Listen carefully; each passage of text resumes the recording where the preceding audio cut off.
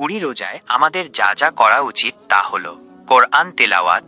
রমজান মাস কোরআন নাজিলের মাস, তাই এই মাসে বেশি বেশি কোরআন তেলাওয়াত করা উচিত।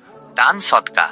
রমজানে দান সদকার গুরুত্ব অনেক বেশি, তাই এই মাসে গরিব দুঃখীদের দান করা উচিত। ইফতার, সময় মতো ইফতার করা উচিত। তারাবিহ নামাজ আদায় করা উচিত। লাইলাতুল কদর।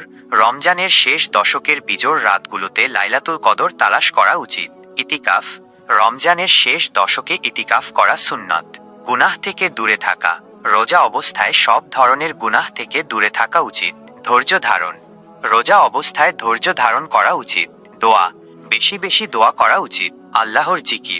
আল্লাহর জিকির করা উচিত। অন্যদের সাহায্য করা উচিত। এছাড়াও রমজানে আরও অনেক ভালো কাজ করা যায়, যেমন গরিবদের খাবার দেয়া, মসজিদে দান করা, এতিমদের সাহায্য করা, পরিবারের সঙ্গে ভালো ব্যবহার করা, প্রতিবেশীদের সঙ্গে ভালো ব্যবহার করা, অন্যদের ক্ষমা করা, নিজের ভুল স্বীকার করা, অন্যদের জন্য দোয়া করা।